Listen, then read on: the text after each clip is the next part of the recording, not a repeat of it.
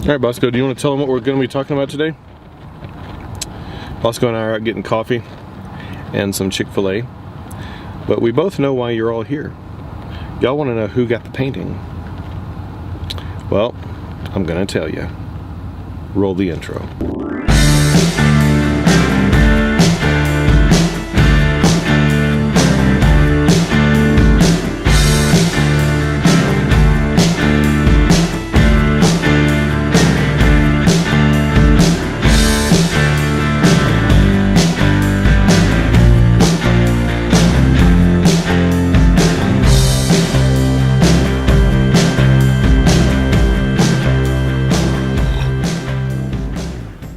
Oh, that's a good mix. That's a real good mix right there. Whew. Just a little afternoon coffee to pick me up. Let's get on with it. I'm trying to decide which painting to give away. Oh, I've got another one right over here. Oh yeah. Yeah, this one would be nice. I'll give this one away. Welcome back, everybody. Net neutrality.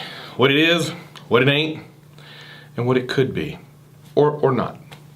Couldn't be. Could be, could not be, might not be. Let's go with might not be. What it could be, and what it might not be. Well, I asked you guys to explain net neutrality as though I were a 6-year-old, or if you were explaining it to a 6-year-old, and you did not disappoint. You can read the comments down below. R Black and Scrumbus commented down below, and I think they explained it very well. R Black explained it as though it was a utility. The internet being a utility, it's piped into your home, and if you're for net neutrality, let me just go to his last argument. If the internet is a utility and should therefore be regulated, they should not be allowed to give preference to any service on the internet. If they are not a utility, then they can do whatever the market forces encourage them to do. If you are for total free enterprise, then you should be against net neutrality. If you think the internet providers should not play favorites, then you should be for net neutrality. So I want to look at net neutrality from an economic perspective. If the government can come in and say this service is a utility, that means it's a necessity. Okay, water, electricity, things like that. And so I can see the argument there that if it's a utility, then it's a necessity. The internet, however, is not a necessity. I believe, personally, it's a commodity. So if the internet is considered a utility, then therefore it should be regulated. I personally don't think the internet's a utility. I don't think it's a need. I believe it's a commodity. I believe that there are businesses that need it in order to run the businesses, absolutely. However, I don't believe that it is a necessity, like water, electricity, things to keep you alive and warm and safe in your own home, things that come with your home as you purchase a home. You can purchase a home and you cannot have water. You'll have access to water, but you don't have to pay for it. You don't have to have it turned on, but it's still piped there into your house. You can have electricity, but you don't have to have it turned on, but if you do, it's there for you, right? So if your house is, you purchase this home, you have some things that are definitely some necessities that you're actually going to pay extra for. Water and electricity do not come with your house, okay? They're there, they're hooked up, but they're not turned on until you turn them on. And so I look at the internet as the same way.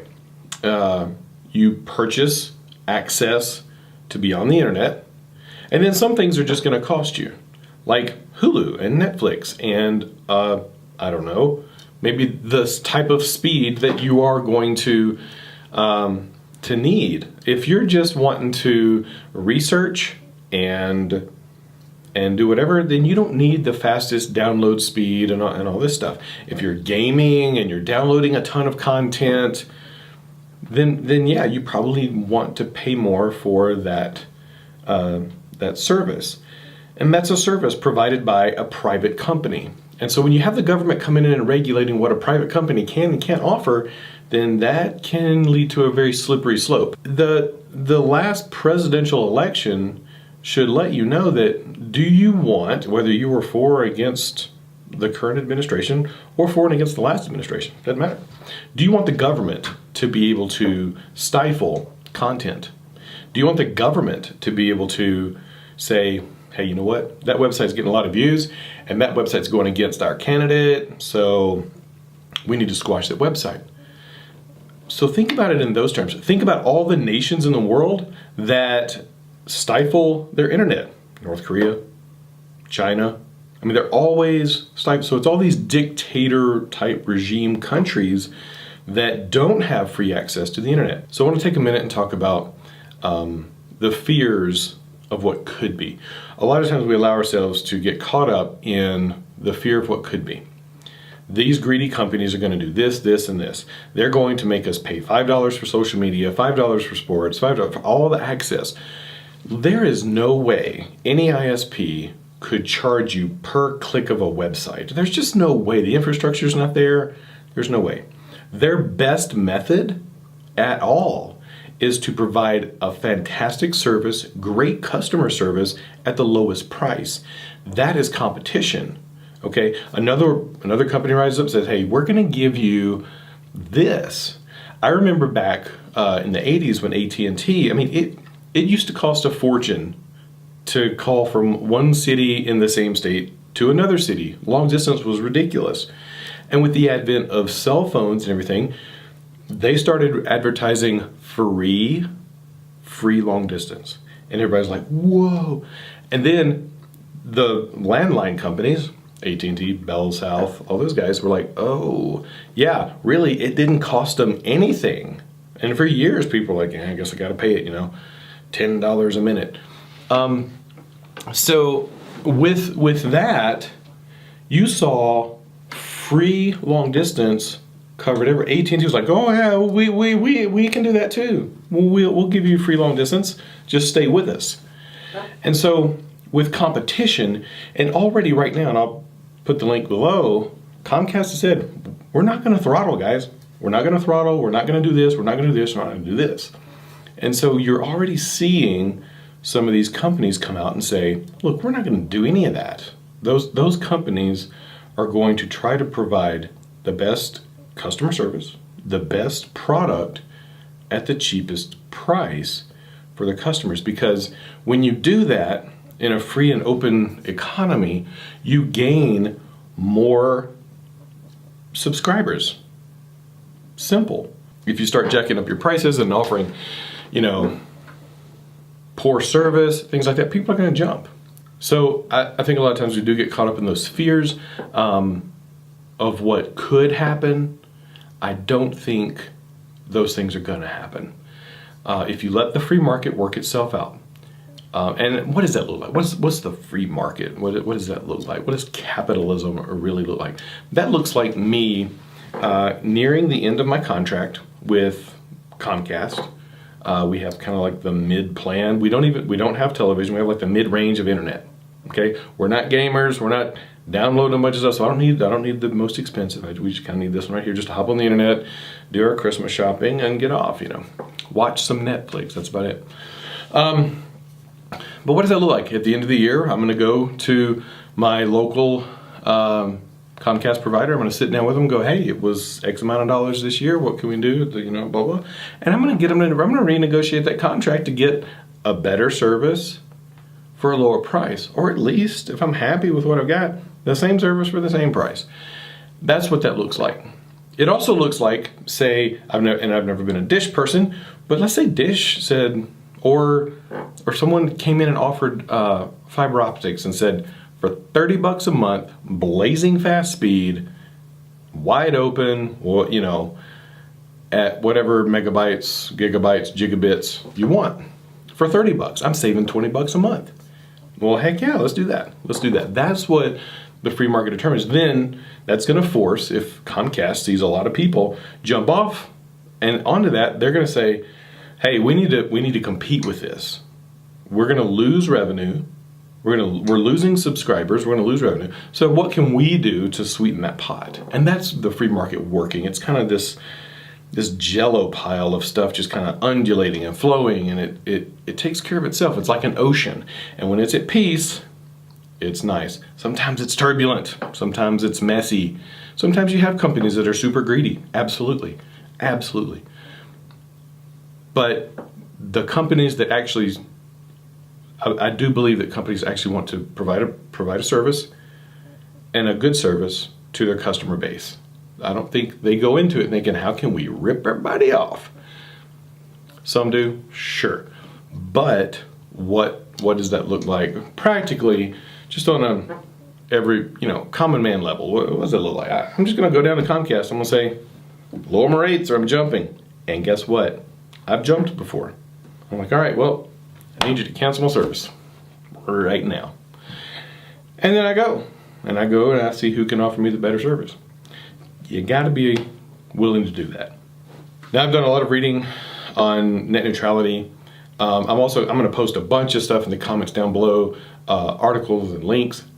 Even on the other side, BEME News, I'm gonna go ahead and just shout out to Casey Neistat, just released a video talking about net neutrality and all that, and they bring up some really good points. I'm also gonna include, if I can find the audio of the FCC chairman, and listen to both sides, and it's usually somewhere in the middle. If you can get rid of all of the extremes on both sides, just kind of wade through that. Internet service providers are private companies, and a private company can do whatever it wants because it's a private company. It'd be like you starting a mom and pop shop, and the government comes in and says, you've got to sell all your stuff in here at the same price, okay? This denim jacket has to be the same price as this leather jacket over here so that everybody gets a fair shake. And you're like, well, no, I can't make profit if I do that. So this idea that the internet, that people are worried about, they're going to come in and create these packages or these tiers and things like that, that's already there. Like, I pay like the medium just internet package. I could go higher. I'm not a gamer, I don't need that much, and it costs more. I want a better product at a cheaper price. That's kind of basic economics. Better product, cheaper price. I'm willing to pay more if it's an extremely, really good product, but right now I don't need the most expensive internet on the market. Here's an example of the free market at work. If I go to a restaurant and I have horrible service, and let's say I can prove that the cook spit in my food and my waitress dropped it off, 30 minutes late, and just all these horrible things, I'm gonna ask to speak to a manager, right? And I'm gonna say, hey, we've been coming here for a while, we kind of like the food, but this time, this happened, and this happened, and I'm not paying for this. And look, here's the bill. You double billed me for this? This is unacceptable. No. And that manager, if they're worth their salt and they care about their business, is we're going to make it up to you. What do we have to do to keep you as a customer to come here? This one's on us. 2, I'm firing the cook and the waiter or waitress, and we're going to make it up to you. Okay? That is the free market working. Okay?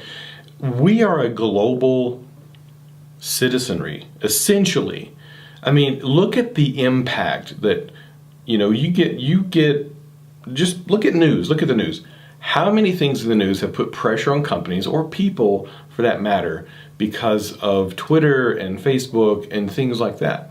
How many times has Yelp come out and said, hey, can you change that review because it's given us a bad name? Those things are important to them. And so as social media expands and things like that, we have the opportunity to put pressure on these companies if we see that they're starting to do stupid stuff.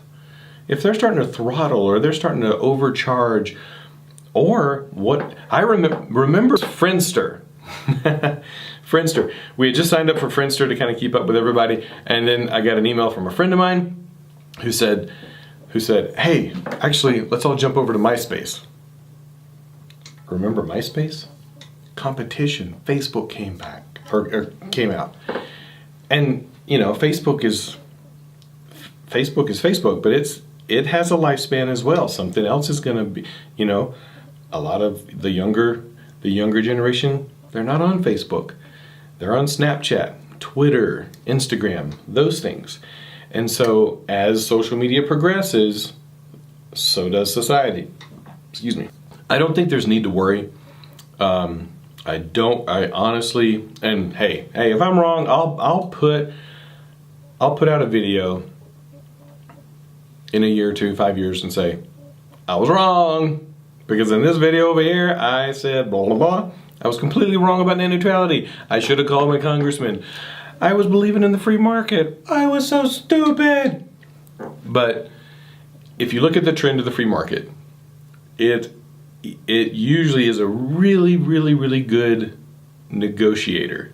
Think of the free market like a hockey game, right? You got stuff going on back and forth, back and forth. The free market's like the referee, okay? It is literally like the referee. And you got a hockey game going on, and sometimes they throw their sticks down and they just get into it. They just pow, pow, pow. And that's why you go to a hockey game, right? And then, you know, the referee might let them, you know, throw a few punches here and there, but then he's going to break them up. And he's going to send somebody to the box. So that's the free market working. If you want to look at how a republic works and our freedoms work, look at the NFL protests.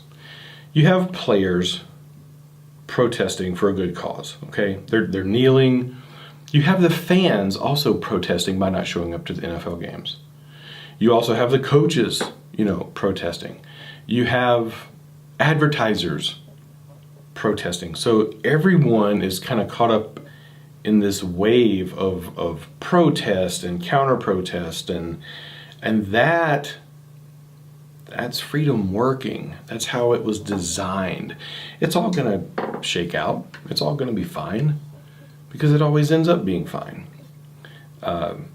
in a republic, not a democracy. But like I said earlier, it's like waves. Sometimes the ocean is flat and calm and it's beautiful, and sometimes it's wavy and turbulent, and that sometimes is still beautiful. Sometimes companies rise up and they become a monopoly, but every company has a lifespan and then they die. Or more companies pop up and offer a better product. I mean, look at Apple. Look at Apple. Do you remember your flip phone? Do you remember the brick prior to that? We carry a supercomputer in our pocket because of Apple. Yeah, that's the free market working. And with that, there you go. Net neutrality, what it is, what it ain't, what it could or could not be. I don't think we need to be fearful. I do believe that we should be vigilant and be stewards of what services we are getting. And we have to actually be kind of actively involved in some of that. Because if we're not, then yeah, we allow monopolies to take advantage of us, or we allow things to happen. But we also are active participants in what we do. And we can't run to our congressmen and our senators every time we don't like something about a company. That would be like me, instead of going to the owner of the restaurant and complaining, that would be like me calling my senator and going, hey, by the way, this restaurant down here did this and this and this. That's childish. And by the way, the more we do that, the more we go to our senators, the more we petition them for, you need to control this, you need to control this, you need to control, we're giving them more power. We're giving them more control of our lives and everything. So take that control back. Walk down to your local Comcast, drive down, sit down with a representative, be super nice, and say, what can we do about this? These prices are crazy, and I need more internet speed, or I need less internet speed for a cheaper price. So do that. So be an advocate for yourself. Thank y'all for watching. I appreciate it. Oh, I almost forgot. Who's getting the painting? Well, R Black, I printed this off. R Black is not getting the painting. He was going to get the painting, but very kindly declined the painting. He said, you can give it to someone else. So, Scrumbus, you're getting a painting, because there was really only 2 comments. And I thought both were valid, both were good. So Scrumbus gets a painting, and yeah, so Scrumbus, private message me, and yeah, you get a painting. All right, thank you very much. I'm gonna go back to drinking coffee, finish up this vlog, go see my wife. Y'all have a Merry Christmas. It's Christmas, look, it's my Christmas tree. All right, love y'all, see ya, bye.